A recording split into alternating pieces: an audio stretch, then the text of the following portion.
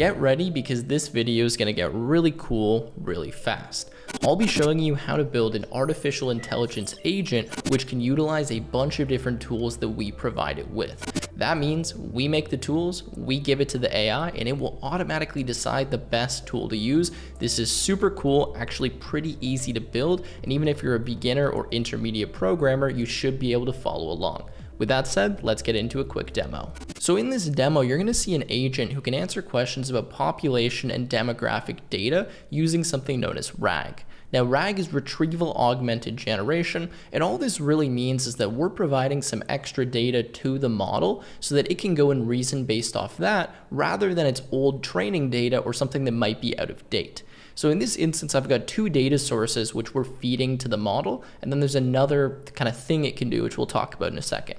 So we have this population.csv file. Now this is structured data, and it's typically pretty easy for our model to ingest this and read it. So this has pretty much all of the information about population, density, the change, etc. And it will be able to kind of answer questions based on this CSV file. We then have a PDF specifically about Canada. Now, if we were building this project out, we'd put PDFs in for all of the different countries so we could get some more advanced information, but just for demo purposes, I've included one about Canada, which is my home country. Now, what this will allow the model to do is answer really specific questions based on information provided in this PDF. Now, this is just the Wikipedia page for Canada, but what that means is that the model can actually switch between using these different data sources or use both of them at the same time to give us the answer to the question that we need.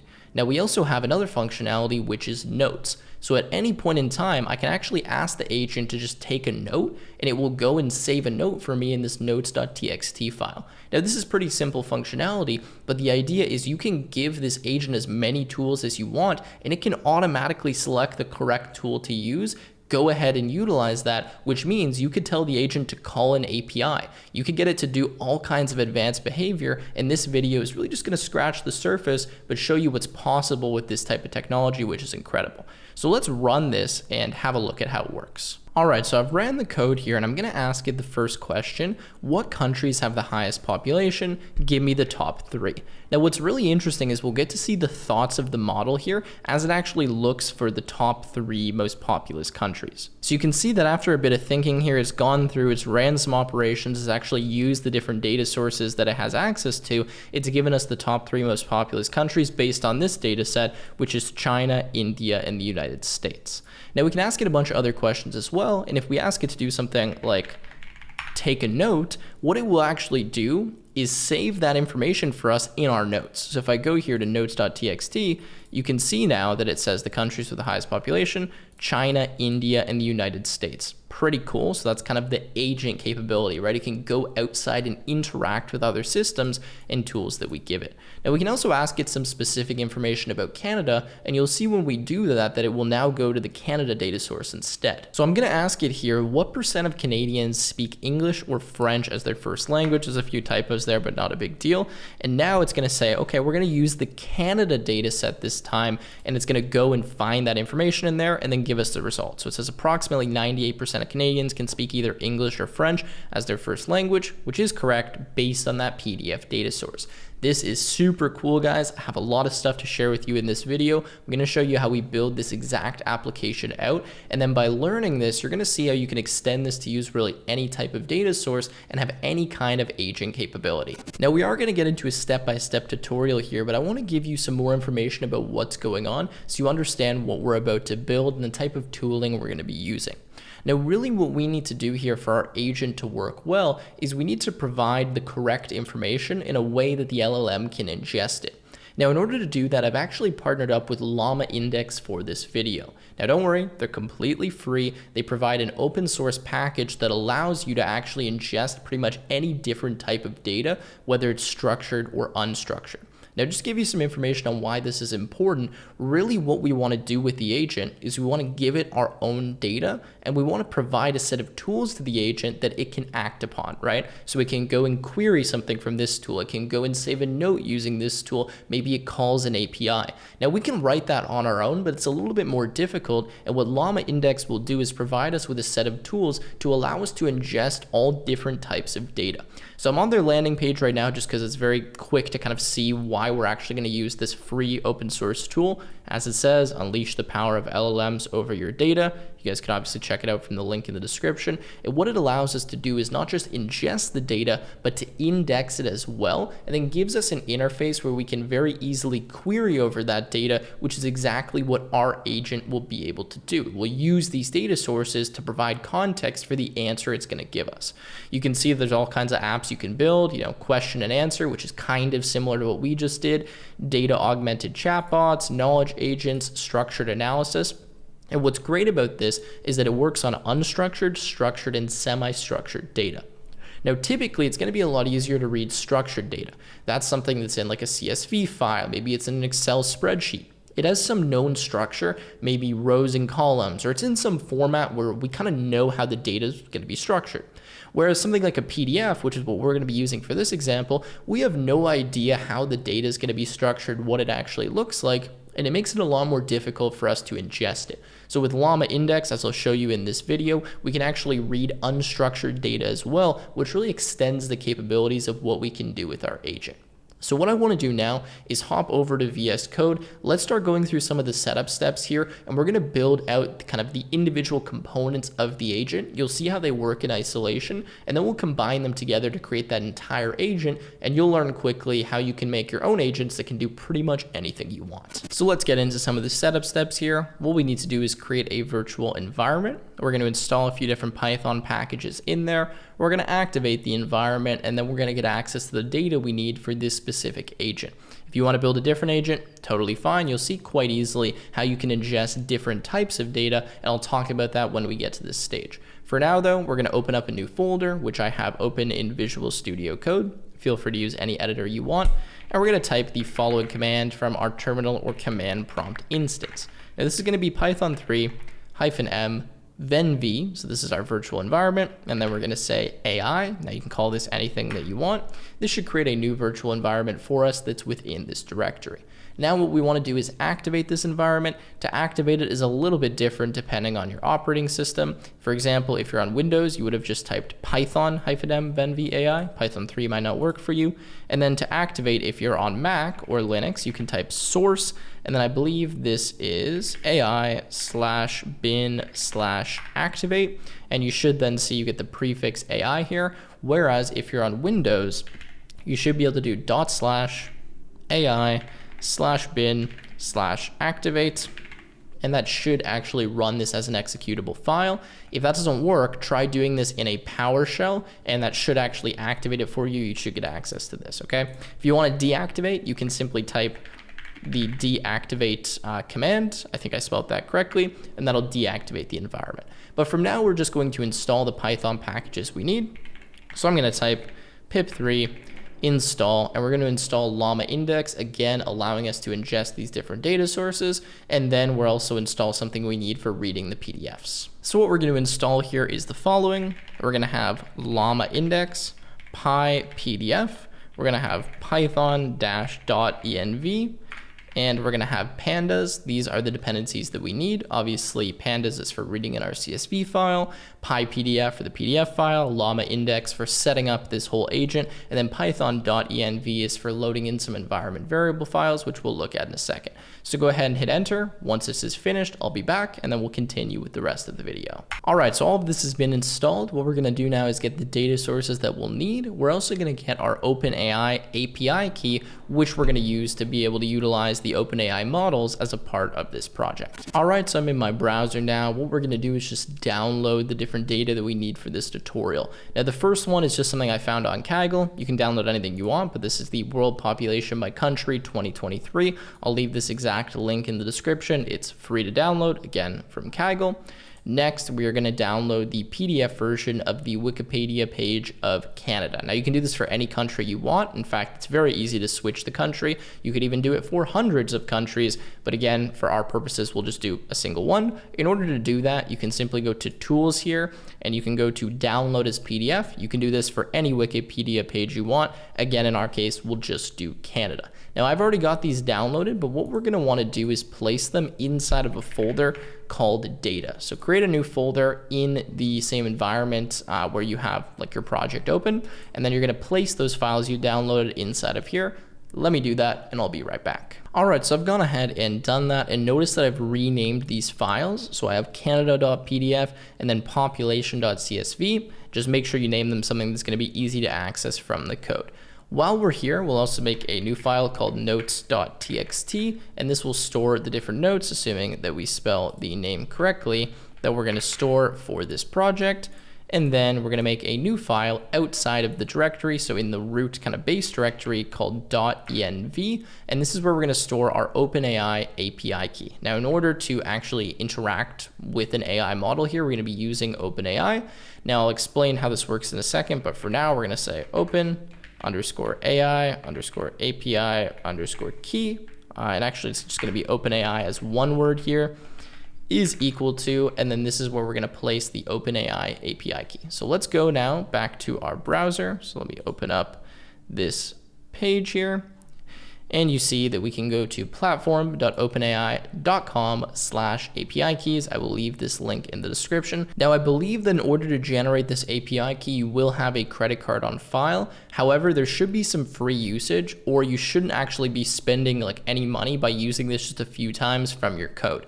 But what we do need is this OpenAI API key. So again, go to OpenAI, sign into your account, and then you're going to go to this URL, and we're going to click on Create New Secret Key.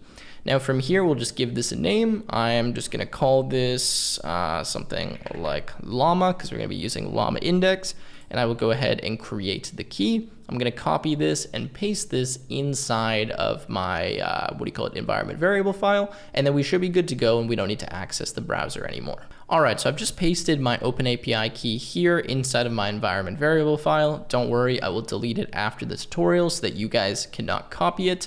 But there we go, we have it inside of here.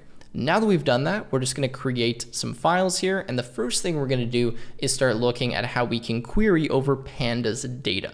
So Pandas is obviously a popular data science library in Python, allows us to read in structured data like CSV files. So that's exactly what we're going to do. We're going to read in our CSV file, then I'm going to show you how we can actually query over top of it and ask questions based on that data source using kind of a streamlined or simple agent. Then we'll start adding extra data sources, and you'll see how we work for PDF, how we make notes, etc. All right, so to get started here, we're going to make a new file. This is going to be main.py. This is where we're going to write our code for now. Again, we're going to work with that CSV file to start.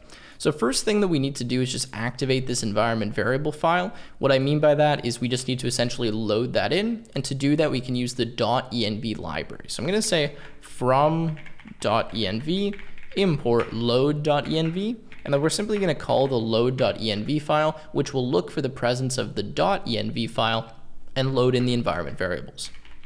We're also going to import OS, and we're going to import pandas as PD.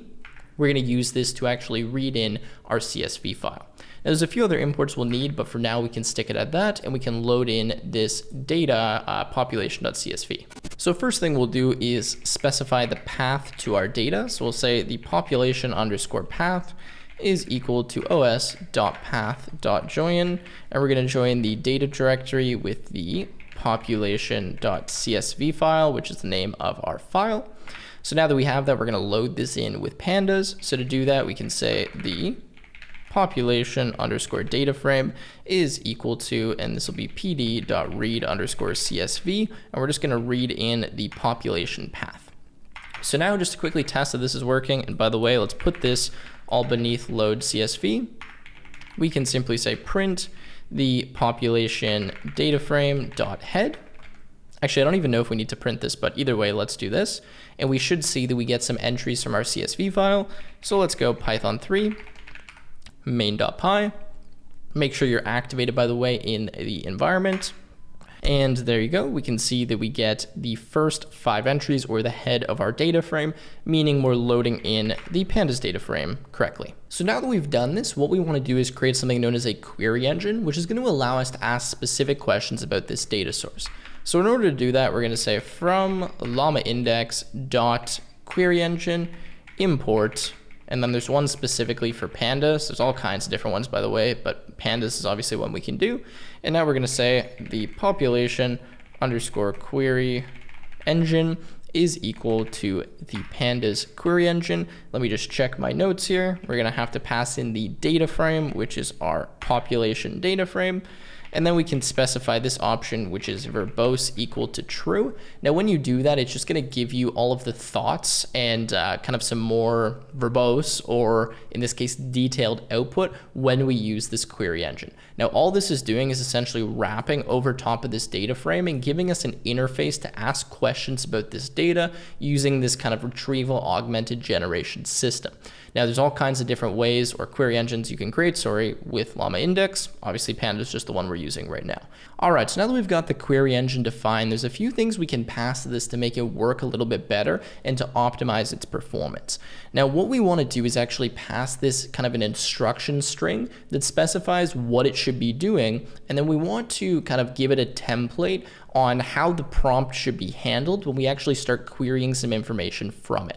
So what I'm going to do is I'm just going to copy in the prompt templates and the strings we're going to use because they're a little bit long, and then you can find all of this from the link in the description. I'll have all of the code so you can simply copy it for yourself. But I'm going to make a new file here called prompts.py, and I'm just going to paste in a little bit of code here. Now let's make it so we can actually read most of this. So what I've done is said from llamaindex import the prompt template, and we've specified two things, an instruction string and a new prompt. Now in the instruction string, you can see that it's kind of telling this engine what it should be actually doing with our pandas data. So it says convert the query to executable Python code using pandas. The final line of the code should be a Python expression that can be called with the evaluation function. The code should represent a solution to the query. Print only the expression, do not quote the expression, okay? So it's telling it what it needs to do. We then have a new prompt. Now a prompt template is something that we can specify where we can embed whatever it is that we type inside of the template to provide some more context to the model when it's actually performing this query. So in our case, it says you're working with a pandas data frame in Python. The name of the data frame is df. This is the result of df.head. Then we specify the data frame string, and it says follow this instructions, the instruction string, and then the query string, which is what we actually give it.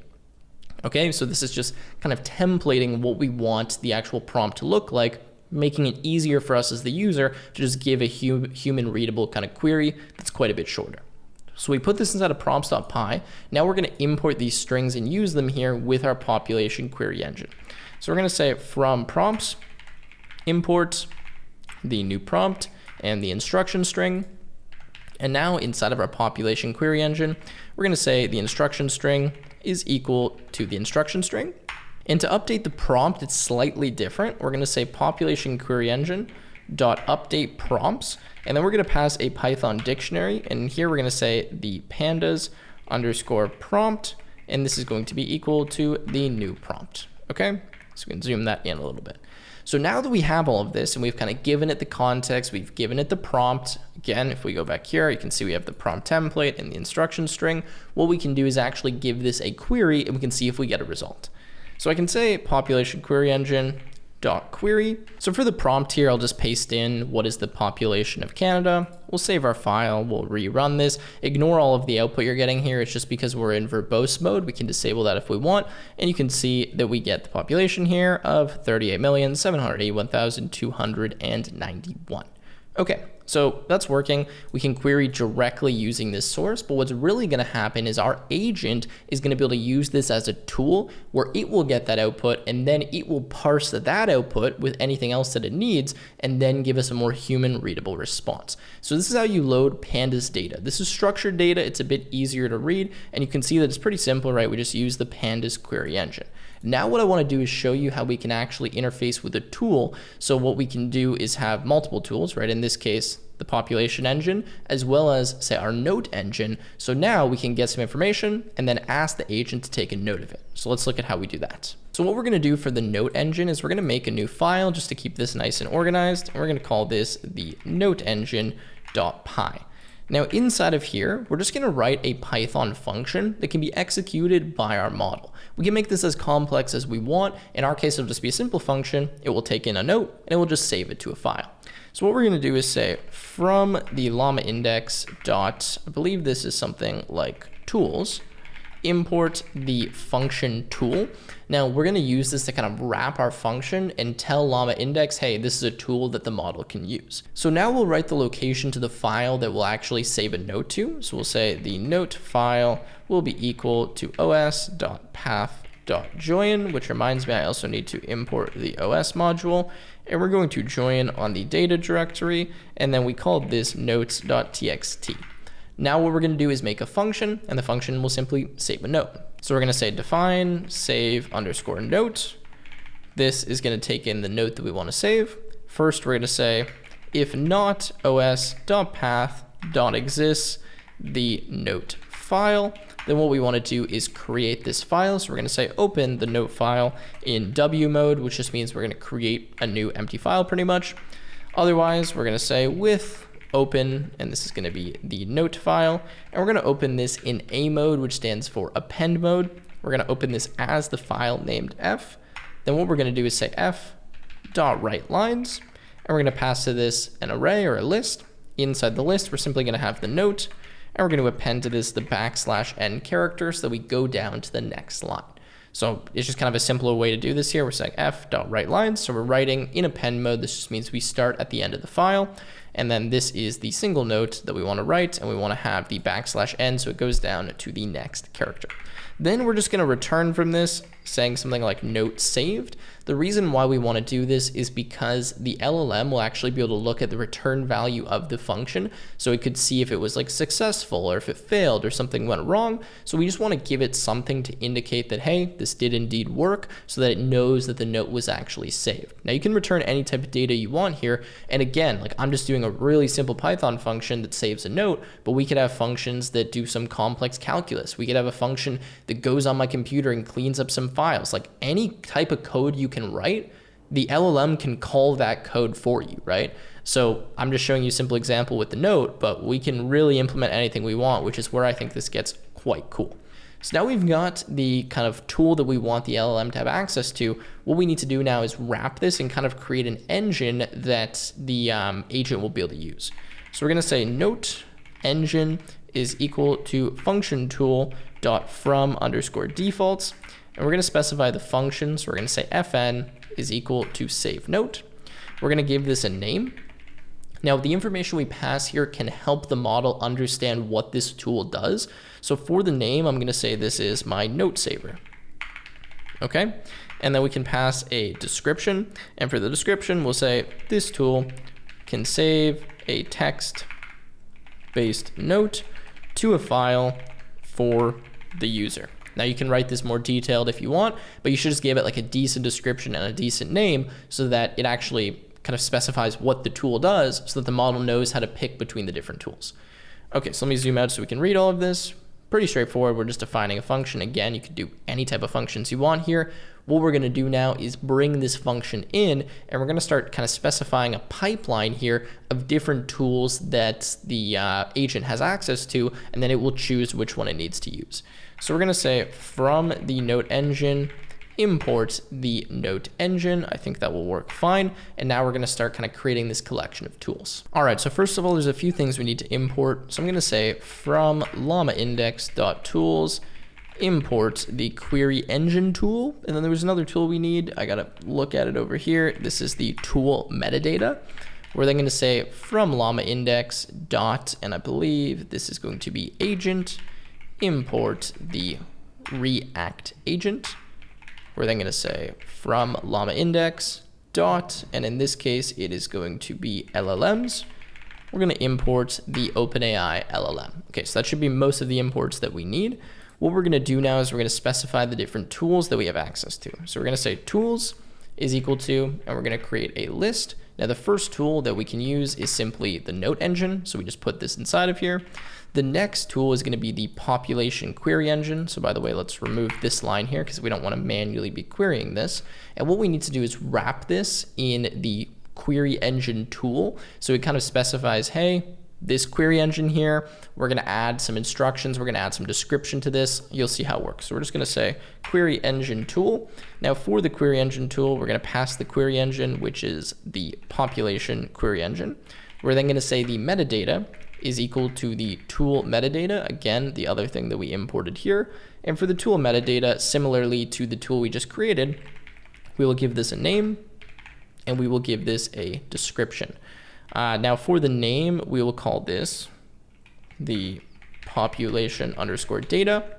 And we'll say this gives information about the world population and demo graphics. Okay, so now we have two tools that we can use, the note engine and the query engine tool. Again, just kind of a wrapper to allow us to provide some metadata here to this tool. What we'll do now is we'll set up an agent which will have access to these tools, and you'll see kind of how it works and how it can query this different data. So we're going to say LLM is equal to OpenAI, and we're going to pass the model that we want to use. Now the model is going to be GPT dash 3.5 dash turbo, and then I got to look at the one I was using, 0613. I'm sure there's probably some newer versions, but this is the one that I was using that was working well. And now that we have the LLM, we're going to create an agent, and the agent will have access to these tools. So we're going to say the agent is the React agent, and this is going to be dot from tools, and we're going to pass to this the tools. So the tools are going to be the tools.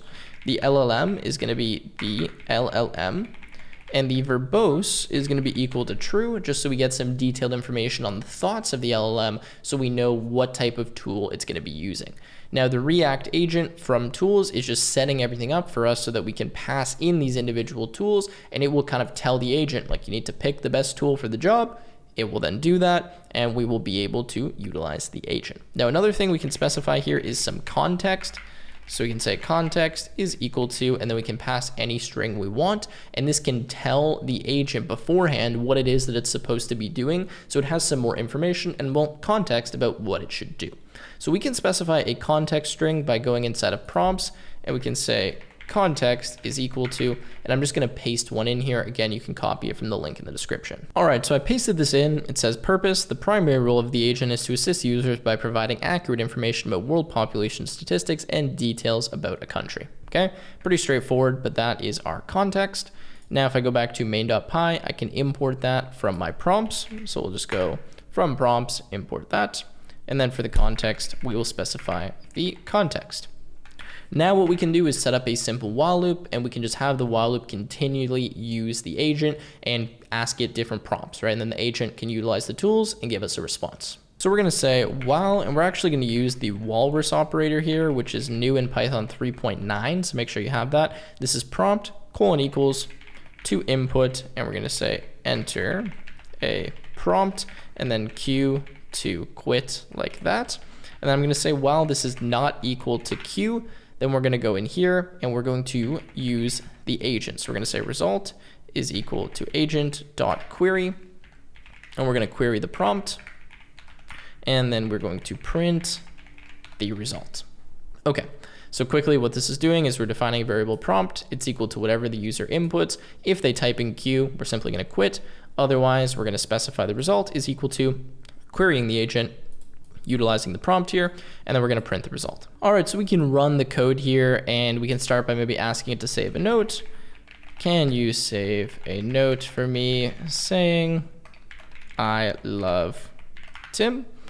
Okay, let's see if we can do that. It says note saver, I love Tim. I can answer without using any more tools. Note saved successfully. If we go to notes, you can see it says, I love Tim. And then we can ask it, what is the population of Vatican City? Let's see if it can find that for us. So it's going to go look at the population data, and I guess Vatican City is probably not in there, hence why it's not able to find that for us. Let's say, what is the population of India? Let's see if we can do that one.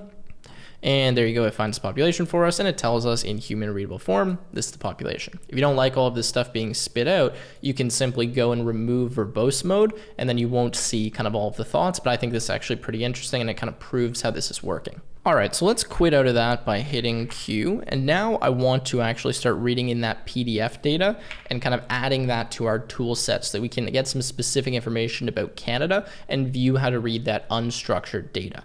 So let's make a new file here, and let's call this pdf.py. Now inside of here, we're going to start reading in that PDF file. Now for the PDF file, since this is unstructured, we're going to read it in a little bit differently. And we're going to use one of the readers that comes from llamaindex. Now, you might be asking yourself, okay, well, what's different about unstructured and structured? Well, again, with unstructured data, we can't just kind of put this in a nice table, right? Which is easy to access and easy to reference with something like Pandas code. In our case, what we're actually going to use is something known as a vector store index. Now, the way the vector store index works is we're pretty much taking all of our data and we're creating something known as embeddings for it. Now, embeddings are these kind of multi-dimensional objects or embeddings, vectors, whatever you want to call them, and we can very quickly index them and query them in this database. So we do that by kind of checking for similarity of intent and words. It's a lot more complicated than I can really explain here in a few minutes. I'd encourage you to look it up if you're more curious about how it works. But in our case, since we're working with this unstructured data, we turn it into this vector store index that contains all of our info, and then we can go to that index with our query, and we can very quickly retrieve the specific parts of this unstructured data that we're looking for to be able to answer the question. Hopefully that's kind of a simple enough explanation. It's probably not 100% accurate, but it gives you enough of an idea of what's going to be going on here. So what we're going to do inside of here is import a few things again. We're going to say import OS, and we're going to say from llamaindex, import the storage context, the vector store index, and the load index from storage. Now the great thing here is that we don't need to keep recreating this index. We're just going to make it one time, and then once it's created, we can just read from it. Hence why I'm importing a function like this, load index from storage, because it might already be created. Now we're also going to read or get, the PDF reader. So I'm going to say from llamaindex.readers, import the PDF reader. Now there is this kind of general reader in llamaindex that can read in like most types of data. So it can read in text files, it can read in PDFs, it can read in all different types of things. But I want to show you how we can use a specific reader and how you can find a reader that you may want for the different type of data that you have. So what I'll do is just quickly open up this document here, this web page, and show you that there is something called Llama Hub, which contains kind of a directory of all of the different readers you can have access to. So I'll link this in the description, but when I found the PDF reader, the way I found that was by going to Llama Hub and then just typing in here PDF, and then it showed me file PDF. So I clicked on this and realized, okay, there's this PDF reader I can use, and then I found that it was actually included by default in llamaindex, so I just went ahead and used it. But if we go back here, right, you'll see that there's all kinds of ones: unstructured, Markdown, Google Docs, PowerPoint, MongoDB, pretty much anything you want to read in, it's already here, so you don't need to manually write that integration. Now I will show you that there is something more general called the simple directory reader. Now this is something that just reads an entire directory, and it can handle all different types of data, including a PDF. I didn't want to use that one for this tutorial, but I just want to show you that it does exist, and it can read in, again, like pretty much any different type of data. And if for some reason it can't handle the data you have, then you can go to Llama Hub and you can probably find an integration that's already been built. Anyways, back inside of our code here, what we're going to do now again is get access to this Canada PDF file. We're going to read it in using the PDF reader, and then we're going to create that vector store index. So we're going to say the PDF path is equal to os.path.join, and this is going to be data and canada.pdf. We're now going to use the PDF reader. So I'm going to say the Canada_PDF is equal to the PDF reader. We're going to create an instance of that, and then this is going to be dot load data, and we're going to load in the file equal to the PDF path. Now we have access to the loaded in PDF file, and now what we're going to do is create a function that will actually get this vector store index for us. So we're going to say define get index. We're going to take in some data and the name of our index. And what we're going to do is we're going to start by checking if the index exists. If it does, then we can simply grab it. Otherwise, we need to create it. So we're going to say here index equals none. We're then going to say if not, os.path.exists, the index name, which is what we're going to store it under. We need to create it. Otherwise, we can load it. And then eventually, we can just return the index. Now, fortunately, we don't need to be math geniuses to do this. We could just use llamaindex to actually create the index. So we're just going to print building index, and then we'll specify the index name. Then we're going to say the index is equal to the vector store index, and this is going to be dot from documents.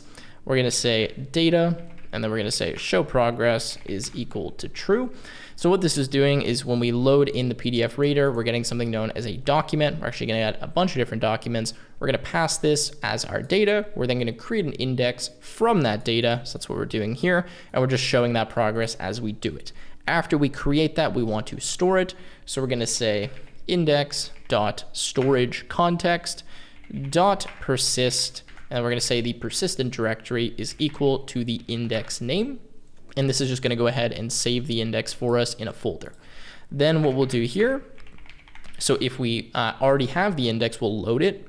We'll say index is equal to, and this is going to be load index from storage. And we're going to pass the storage context dot from defaults. And this is going to be the persist directory at the index name.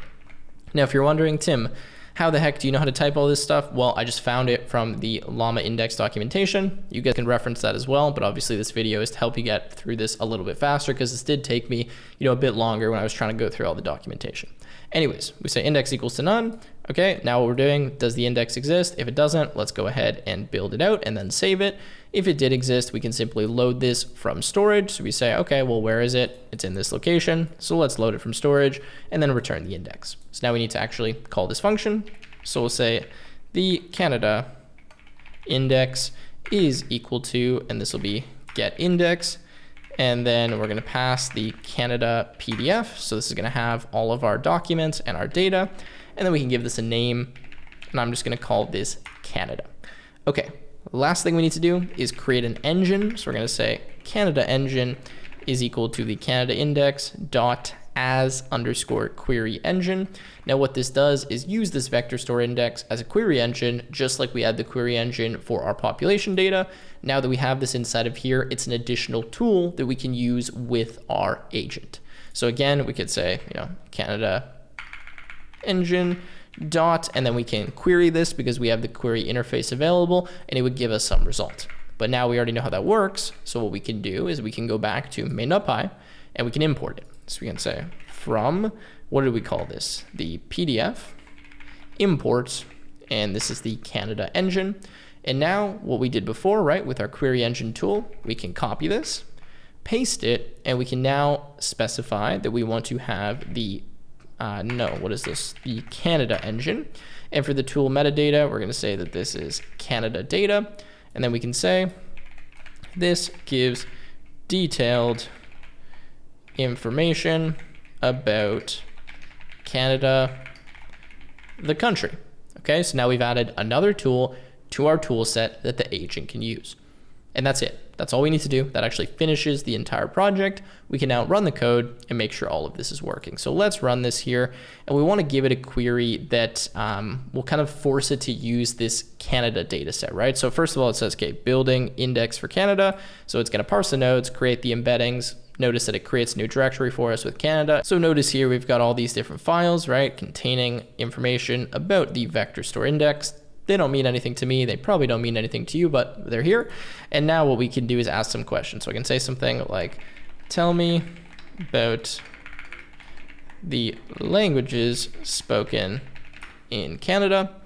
And let's see what it gives us here. It says, okay, I need to use some data source. I'm going to use the Canada data, input languages, and then it gives us this kind of big blurb here. And it says, in Canada, the two main languages are English and French. Approximately 98% of Canadians can speak either or both English and French. English is spoken by 50%, 7% of Canadians, blah, blah, blah. And then we can ask it more and more questions. Now we can say, save a note of that. I'm going to hope that this one works. And for some reason, it's not using the previous answer in the note. But what I can do is say, let's ask it the same thing. Tell me about the languages in Canada and save a note of that. Okay, so let's see if it works this time. Let's give it a sec. So there you go. You can see it actually ended up using both of the tools here. It says I can use the Canada data tool and then use the note saver tool to save a note about it. Kind of cool that it deduces that. And we get languages, and that says, okay, here's the note. Boom, spits out the information here as a note. And we can obviously check that in notes.txt, and you see that we get that information stored as a note. So I think, guys, with that said, that's going to wrap up the coding component of this video. All of this will be linked in the description in case you got lost or you want to copy any of this. And it's really interesting to me what's actually possible here with agent-based AI, being able to pass these different tools, data sets, functions to an LLM and letting it reason using that is super interesting to me. And that allows you as the human to have a little bit more control, but to let the agent kind of, make the decision on what tool it should be using and what it actually needs to do. I already can imagine a ton of different great applications that I could build using this type of technology that wouldn't be that overly complicated because of how easy it was here to use llamaindex for the query engines and even for just wrapping Python functions, right? Like there's probably 100 different Python functions I could write that would be super cool that this agent could then go and execute and use. And I could probably create an entire application quite a bit faster just by making all these individual tools, wrapping it with this LLM and saying, okay, agent, go use the tool based on whatever the response is.